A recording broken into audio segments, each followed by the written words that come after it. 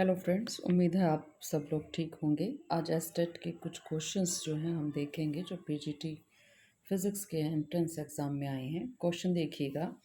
The velocity of sound in air is 330 metre per second. The audible range is from 20 hertz to 20 kilohertz. Then the wavelength which can be heard by normal human ear is. तो अब wavelength जो है, length है, एक metres में दी जाती है। तो ये हमारे पास चार ऑप्शन हमें गिवन है, तो हमें देखना है इन चार ऑप्शंस में से हमारा आंसर कौन सा है। अभी देखिएगा, सारे के सारे ऑप्शंस अगर आप देखें तो ये आपके वन वन, यानी कि ये मान लीजिए बस 10 टू पावर जो है वही चेंज है। अदरवाइज जो आपके पास सिग्निफिकेंट फिगर है वो आपका वन आ रहा है।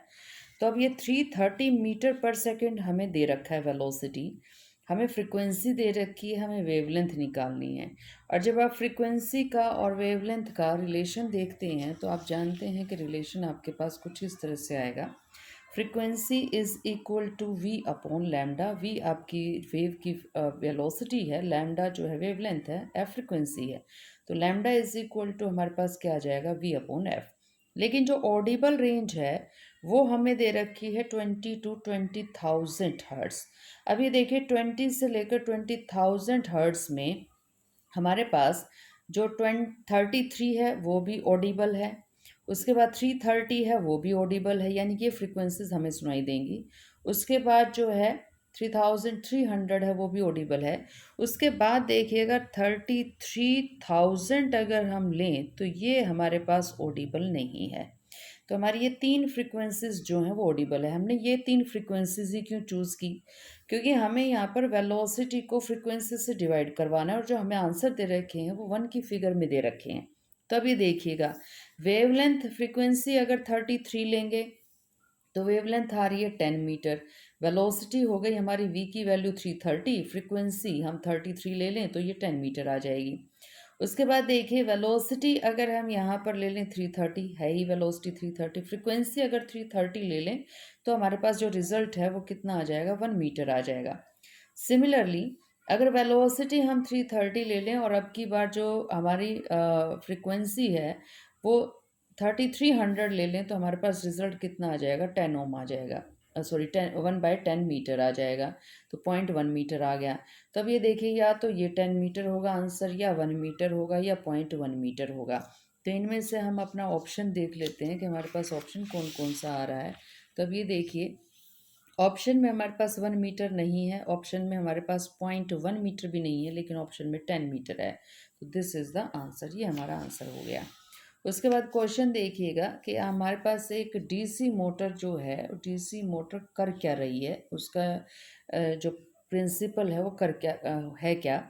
Converts mechanical energy into electrical energy, converts electrical energy into mechanical energy, is based on the principle of electromagnetic induction, converts heat energy into electrical energy। DC motor अगर आप थोड़ा सा याद करें तो वहाँ पर हम कर क्या रहे थे, हम इलेक्ट्रिसिटी दे रहे थे और in the presence of magnetic field जो है कॉयल मूव कर रही थी। तो it means electrical energy is converting into mechanical energy. तो इलेक्ट्रिकल एनर्जी किस में कन्वर्ट हो रही है, हमारी मैकेनिकल एनर्जी के अंदर कन्वर्ट हो रही है। नेक्स्ट क्वेश्चन हमारे पास जो है, a monochromatic light source used in Young's double slit experiment is replaced by another monochromatic source। दूसरे monochromatic source से replace कर दिया, of comparatively low frequency but of same intensity।